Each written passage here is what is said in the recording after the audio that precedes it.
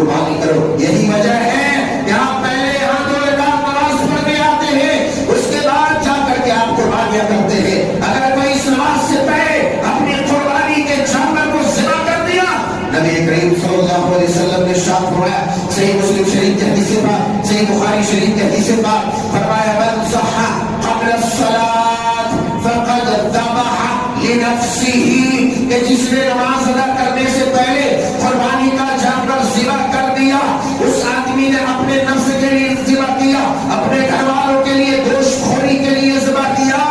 اور ومن ذبح بعد الصلاۃ فقد تم نسکہ واصاب سنت المسلمین. اللہ اکبر کبیرہ. فرمایا کہ جو نماز ادا کرے اس کے بعد قربانیاں کرے تو اس آدمی نے سنت کو پا لیا اور مسلمانوں کے طریقے کو پا لیا.